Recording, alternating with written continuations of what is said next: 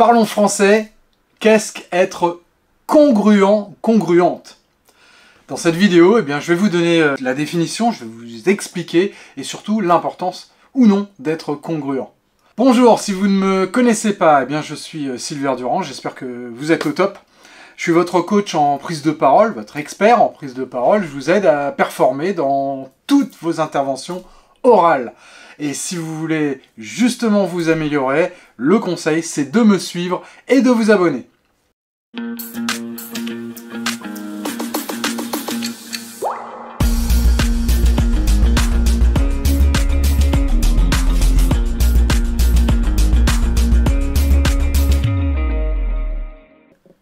Congruent, congruente, c'est un adjectif littéraire qui est en rapport, en quelque sorte, assorti avec quelque chose.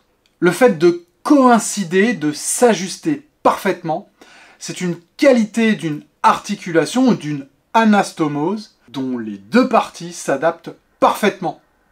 Bon, allez, concrètement, ça veut dire quoi? L'attitude d'une personne est dite congruente lorsqu'il y a un accord entre ce qu'elle pense et ce qu'elle ressent d'une part, ça c'est le processus interne à la personne, et puis ce qu'elle dit et ce qu'elle montre, le processus externe d'autre part. Une personne congruente ne porte pas de masque. Elle exprime ce qu'elle ressent, croit en ce qu'elle dit, et elle tient compte des autres personnes et de la situation. Autrement dit, être congruent, c'est notre comportement naturel au sein d'un groupe la plupart du temps. Alors, est-ce que ça vous est déjà arrivé de porter le masque, voire même de pleurer et de répondre « Oui, tout va bien, merci » à cette question « Comment vas-tu » ? Vous ne montrez pas un alignement cohérent entre ce que vous ressentez et la manière dont vous vous exprimez.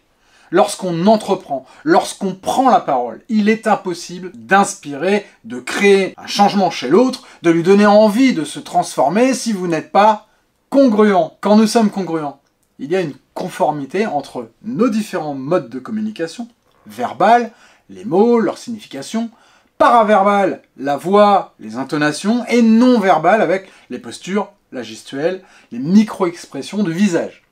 Donc la congruence, c'est de montrer un alignement cohérent entre ce que vous présentez et les actions que vous menez, les idées que vous avez et les paroles que vous formulez. En gros, c'est dire clairement ce que l'on pense vraiment. En ce sens, la congruence est le chemin vers l'authenticité. Être soi-même sans faux semblant et sans tricherie. Et oui, pour mener une vie épanouissante, je pense qu'il est primordial de se donner la priorité et d'aligner nos paroles à nos actions. Pour conclure, la congruence, c'est croire en ce que l'on dit, exprimer ce que l'on ressent et faire ce que l'on pense. Nous avons toutes et tous à gagner à être congruents.